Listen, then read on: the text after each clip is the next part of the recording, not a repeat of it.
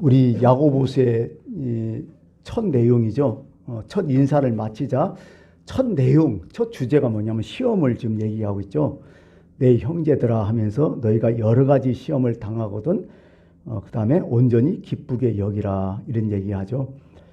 여기에는 크게 보면 두 가지 의미가 있죠. 첫 번째는 모든 사람 다 시험 당한다. 그리스도인도 예외가 아니다. 예수 믿어서 처음 당하는 일이 시험이고 마지막도 시험이다. 그러니까 처음부터 끝까지 예수 믿는 사람은 시험을 당한다. 그러므로 그리스도인은 시험에 대한 바른 이해를 가져야 한다. 이런 얘기를 하는 거죠. 예수 믿으면 모든 일이 잘 되고 형통하고 운수대통하고 이거 부흥 강사들이 하는 얘기라 의미 없어요. 성경은 그렇게 얘기하지 않아요. 예수 믿으면 시험 든다. 시험 안 드는 사람 없다. 나는 예라고 절대로 생각하지 말아라. 이런 거죠. 그러니까 시험 당할 때에 시험에 대한 바른 이해가 중요하다는 거죠. 이 시험이 뭔가, 왜 이 시험이 왔는가, 시험을 이기려면 어떻게 되는가, 시험으로 무엇을 얻으려는가, 무엇을 잃는가, 어떻게 대처해야 되는가, 이런 바른 이해들이 무진장이 중요하다는 얘기입니다. 보통 시험은 여러 가지로 오죠. 오늘 말씀에도 시험은 여러 가지로 온다고 얘기하잖아요.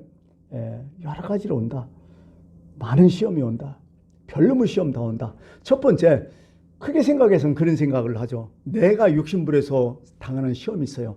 내가 욕망이 있어서. 그죠? 그런 게 있어요. 내가 욕심부리다가 과도하게. 그러다가 나중에는 시험이 들어버려. 자기가 다 해놓고 왜 하나님 안 도와주시냐고. 자기가 다 이런 거 다 해놓고 왜 남들이 나를 안 도와주냐. 이런 시험이 있거든요. 이런 시험이 있어요. 내가 잘못해서 당하는 시험이 있다는 거죠. 또 두 번째는 어떤 시험일까요? 반대죠.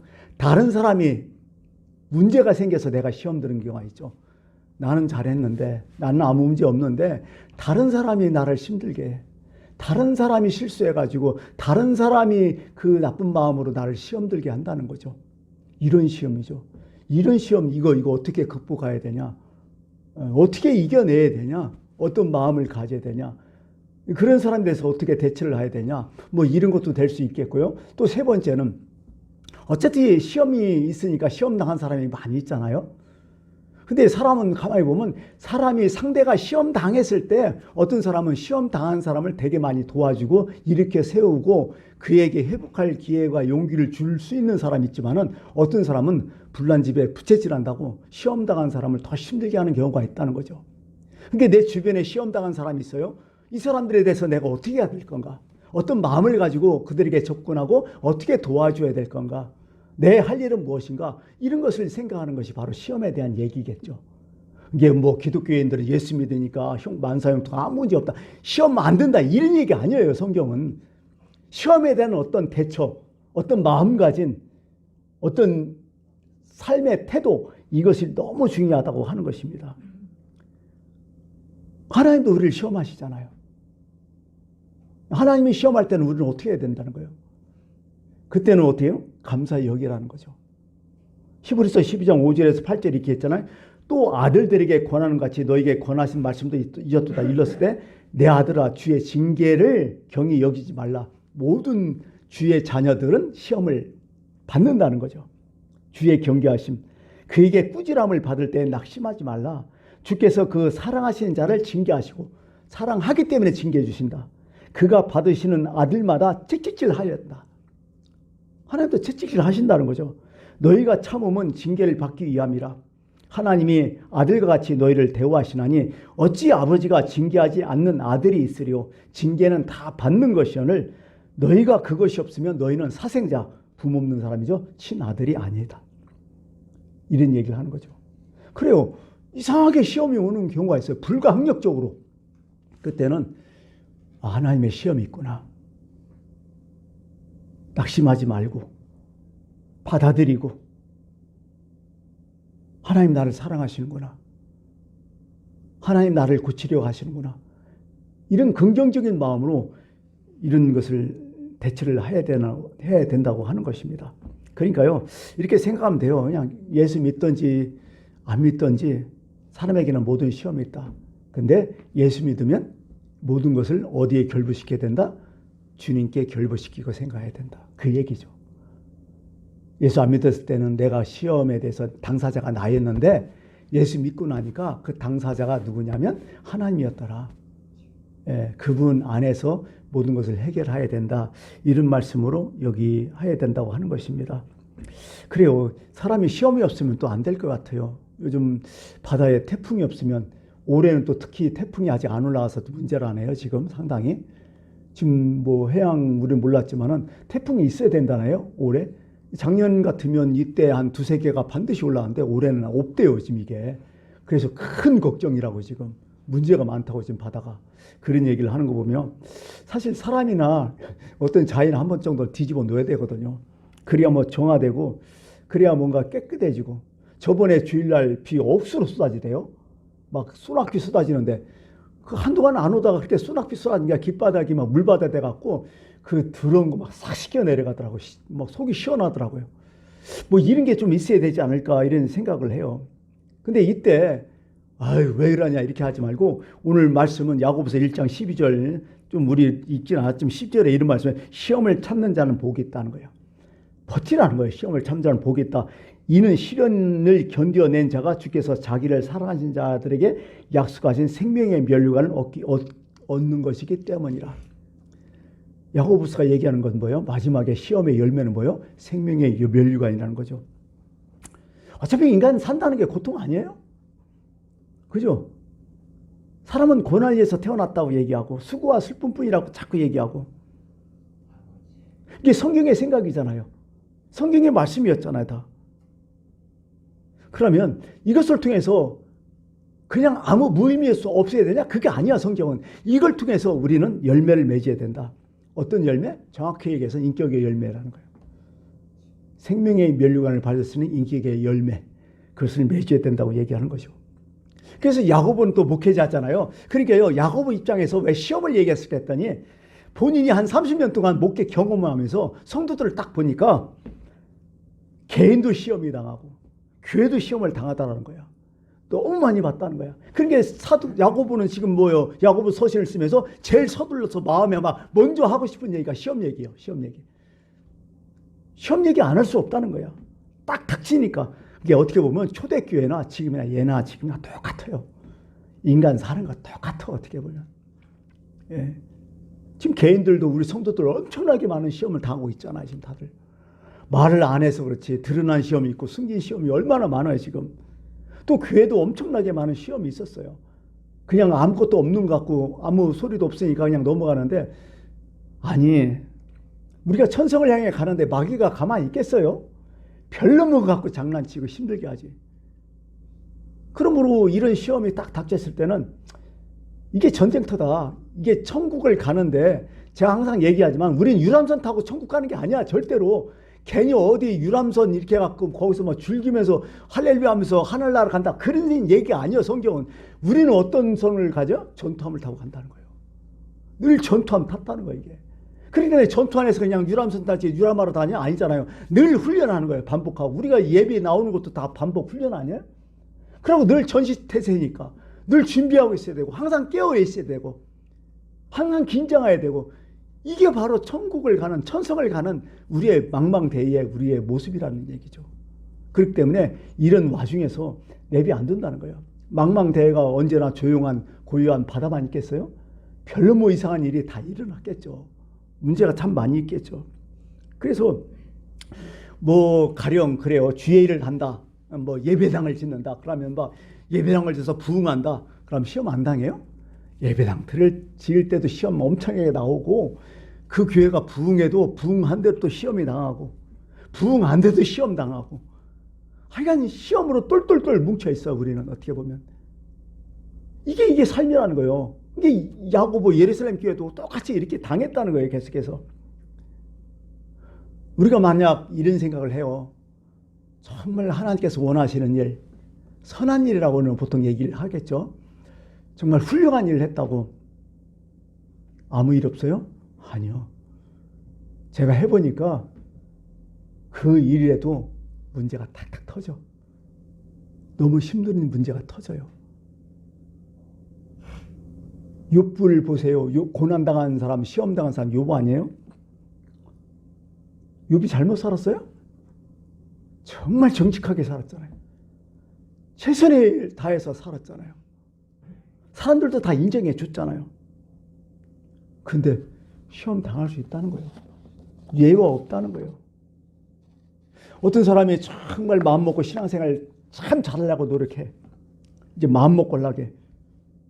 근데 그 다음날 또 시험이 일어나요. 저 이런 거 많이 봤어요. 그 좋은 마음에 왜 시험이 있느냐고요. 오히려 이상한 또 시험이 막 긁어 속을. 희한한 일이 막 생기고 낙심하게 만들려가고. 근데요, 신앙생활 대충 하는 사람들은 시험이 없는 것 같기도 해요. 내가 보니까. 이것도 많이 봐. 이상하게. 아니 그런 느낌을 많이 가져. 이 나쁜 생각인지 어떤 생각인지 모르겠어요. 인간적인 진짜 그 인간적인 생각인데 우리 교회에 정말 신앙생활 잘하는 사람이 문제가 팍 터져버렸어. 근데 신앙생활도 개떡같이 하면서 이상하게 하는 사람은 문제가 아니고 자꾸 형통해져 내 볼 때. 그럼 하나님께 하소연해. 나도 솔직한 얘기로. 하나님 바꿔주면 안 돼요? 하나님 바꿔줘요. 이거 좀 제발. 바꿔주십시오. 근데 안 돼. 그대로 가. 시편 73편 한번 읽어보셨어요? 생각날 때 한번 읽어보세요. 거기에야 악한 자의 형통을 막 무진장히 하나님께 하소연해요. 악한 자는 뭐 고통이 하나도 없어. 죽을 때도 죽지도 않고 뭐 편안하고 아주 뭐 그다음에 뭐 자식들 잘 되고 뭐 아무것도 안 해도 막 복이 굴러 들어온 것 같고 막 이렇게 막 하면서 막 무진장히 불평을 많이 해요. 물론 예레미야도 그렇게 썼고 막 그런 게 몇 군데 돼요. 성경 보니까. 그러면서 73편 쓴 그분이 16, 17절에 이렇게 딱 얘기를 하더라고요. 내가 어쩌면 이를 알까요? 생각한 적 고민하다가 그거 보면서 나도 내가 시험 당했다는 거예요. 본인이. 그러면서 그렇게 얘기해요. 참 생각해 보니까 그것이 내게 심한 고통이 되었다. 그러면서 이제 깨달았다. 언제 깨달았냐? 하나님의 성수에 들어갈 때에야 그의 종말을 내가 깨달았나이다. 한마디로 딱 하니까 이게 왜 연결이 딱 돼버리는 거야. 그렇지. 뭔가 있어. 어떻게 보면 참 가장 포인트가 뭐예요? 하나님의 성전에 들어갈 때야 내가 깨달았다. 하나님의 성수에. 천국 갈 때야 내가 깨달았다. 그 많은 시험을 내가 깨달았다. 한 방에 이해되더라고요. 근데 지금 현재 가운데는 우리 성도들을 이것 때문에 지치게 하잖아. 힘들게 하고. 참 어렵다는 거예요. 참 그래갖고 참 이게 참 말은 표현 참 못하겠어요. 어떻게 보면 참 시험이 없었으면 참 좋겠다는 거예요. 나는. 근데 시험은 없을 수가 없다는 거예요. 성경은. 그러니까 성경은 자꾸 뭐라게 오늘도 말씀에 참아라 인내해라. 인내하는 자가 복이 있다고. 이거 어쩔 수 없다고. 그게 신앙인의 자세가 아니겠느냐고 그런 얘기를 쭉 하는 거죠. 이게 구체적으로 오늘 좀 말씀드리자면 여러 가지 시험을 당하거든 이렇게 했잖아요. 여러 가지 시험 강도 분량은 아니에요. 이게 해석을 한다면 시험의 다양성을 얘기하는 거죠. 하나님께서 우리에게 시험 당할 때는 반드시 감당할 분량, 우리 분량만큼만 시험한다는 거야. 그리고 우리가 분량 그만큼 감당 못하면 피할 게 다 대준다는 거야. 네가 잘못했던지 아니면 상대가 나를 잘못하게 했던지 하나님이 나를 징계했던지 그건 관계없이 그 분량은 하나님께서 알아서 조절해 준다는 거야. 이게 한다는 거야. 그 얘기 아니죠. 그런데 오늘 성경은 뭐예요? 별놈의 시험이 다 있다는 거야. 이게. 한 가지 시험이 아니라는 거야. 돈에 대한 시험 많잖아요. 돈도 뭐 말은 했지만은 돈 내부에 들어가면 여기에서도 엄청난 시험이 또 가지치기 하잖아. 이성에 대한 시험, 결혼 안 했을 때라든지. 또 명예에 대한 시험, 자존심에 대한 시험, 또 질병에 대한 시험, 자식에 대한 시험, 사건, 사고에 대한 시험. 이게 우리 주변에, 우리 옆에 계속 있는 거예요. 이렇게. 이런 시험들이 지금 우리는 어떻게 보면 안고 살아가는 거예요. 그래서 누누이 얘기하자면은 시험 없다고 이건 무진장 착각이다. 신앙이 좋으면 좋을수록 시험이 사라진다고? 아니, 이거 착각이다. 예수님 첫 번째 공생할 때 뭐부터 당했어요? 시험부터 당하잖아요. 마귀에게 40일 동안 시험 당하잖아요. 금식 기도하신 다음에 시험 당하시잖아요. 그러므로 기도 많이 한다고 시험 안 당하냐? 아니요, 시험 당해요. 웃기는 소리 하지 말아요. 나는 기도 열심히 하니까 시험. 누구 시험 당했으면 기도 안 해서 그래? 그것도 웃기는 얘기요. 물론 기도는 시험 당했으니까 기도는 하겠죠. 기도로 시험을 이긴다는 것은 맞을 수가 있는데 기도 많이 했다고 시험 안 당해요? 웃기는 얘기요. 시험 당해요. 끝도 없어요. 잘 믿으려고 하면. 마귀 입장에서 그런 거 아니에요. 정말로 뭐 자기 편인 줄 알았는데 갑자기 예수님 편이 돼버리면 마귀가 가만히 있겠어요? 난리를 치죠. 근데 원래 자기 편이면요, 잡은 물고기 뭐 먹이 안 준다고 내버려둬요. 사실은. 마귀가 시시하게 보는 사람은 이미 다 끝장난 사람이야. 어차피 뭐 죽을 놈 뭐하러 그렇게 공격을 해, 힘들게. 그 필요 없잖아요. 어차피 내버려둬도 죽을 놈들 내버려두는 거지 뭐. 마귀도 내버려 안 둬요. 그러니까 이게 참 어떻게 보면 그 베드로 얘기를 좀 하고 싶어요. 베드로 항상 생각하면 베드로 수제자도 맞긴 맞는데 마지막에 어떻게 예수님 맨날 부인했다, 팔아먹었다, 저주했다고 얘기하잖아요. 베드로가 열심히 있으니까 이렇게 시험 당하는 거 몰라요? 베드로가 이렇게 다른 제자처럼 열심히 없으면 이런 시험 안 당해요. 다른 제자들은 어떻게 했어요? 다른 제자들도 어떻게 돼요? 시험 당했어요. 다 부인했어요. 근데 베드로만 유독 딱 나오잖아. 베드로 얘기만 구체적으로 어떻게 부인했는지, 어떻게 예수님을 저주했는지 다 나오잖아요. 다. 그런 얘기들이. 왜 그래요? 더 열심히 있으니까. 더 열정이 있으니까 이런 시험 당해요. 저는 그랬어요. 교회에서 시험 많이 당하고 뭐 어려운 사람들은요, 사실은 그런 생각이에요. 저분은 열심히 하니까 저렇게 시험 당한다. 사실 교회에, 우리 교회는 뭐 그렇지 않지만 큰 교회는요, 사실 봉사하는 사람만 봉사하잖아. 어느 교회나 비슷한 거예요. 그죠? 봉사하는 사람만 봉사해. 내가 보니까 딱 세팅이 되어 있더라고. 근데 그 안에서 무진장한 시험이 있어요. 그래갖고 그런 분들이 어떤 권사님인데, 지금 엄청 큰 교회인데, 1000명이 넘는 교회인데, 거기서 이제 총 뭐 여전도회 회장도 하시고, 아니면 또 뭐 주방 모든 걸 관여하다가 나중에는 너무 힘들어갖고 너무 지쳐갖고 그게 시험 들어갖고 교회를 안 다녀. 다른 교회 나와버렸어. 다른 교회 다녀. 그런 분도 봤어요. 근데 그분 욕할 수 있어요? 저 욕할 수 없어요. 오직 했으면 그렇게 했겠느냐. 참 이런 것들이라고, 이런 것들. 베드로 욕할 수 있겠어요? 나는 그 당시에 그 형편에서 나도 몰라요. 나도 예수님 내가 살으려고 어떻게 몰라요. 맨 베드로는 뭐 어떻게 했다는데. 오히려 베드로가 그렇게 시험 당해가지고 오히려 예수님을 부인했다. 뭐 그런 것을 사실은 저는요, 베드로가 그만큼 열심히 했구나. 그만큼 더 열정적이었구나. 참 잘했구나. 이런 생각이 이상하게 나이 먹으니까 더 들어가. 베드로의 마음을 이해해요, 이제. 글쎄, 뭐, 어떻게 이제 모르겠지만, 나이 먹으니까 좀 그런 것이 이제 폭이 커져, 이제. 그놈, 나쁜 놈 이렇게 얘기했다가도, 그럴 수 있겠다. 그 정도면. 그런 환경이면 만만치 않은데, 이런 생각을 갖게 되더라고요. 하여간 그래요. 어떻게 보면요, 우리는 지금 수예배까지 나왔기 때문에 시험이 더 빠질 수 있어. 어떻게 보면 내가 보니까. 왜? 하나님을 더 사랑하는 자를 마귀는 더 공격한다 하거든. 그렇게 할 수밖에 없어. 어떻게 보면 그게 진짜예요. 어떻게 보면 시험 당한 사람, 정말 주님 때문에 시험 당하는 사람, 그건 진짜야. 내 욕심 때문에 시험 당하는 것은 가짜일 수가 있어요. 근데 순수하게 정말 주님 예수 잘 믿으려고 하다가 노력하다가 시험 당하는 거, 그 사람 난 진짜라고 봐요. 그 사람은 뭐라고 안 할 것 같아, 주님이. 그 목회자 입장에서는 그런 마음이 들어요. 사실은 누가 뭐래도요, 그 사람 참 귀하게 보여요. 어쨌든 인간이 그렇게 강하지 않잖아요. 여러분, 성령 충만함을 받으면 시험 안 당해요? 성경을 자세히 읽어보니까 이렇게 나와요. 마태복음 4장 1절에 그때에 예수께서 성령에 이끌려 마귀에게 시험을 받으러 광야로 가사 성령에 이끌려 성령 충만하셨대요. 참 이게 선교 사역한다고 시험 안 되나? 아니요. 고난 더 들어요. 성경에서 고난 무진장이 받은 사람 딱 한 사람 있어. 누굴까요?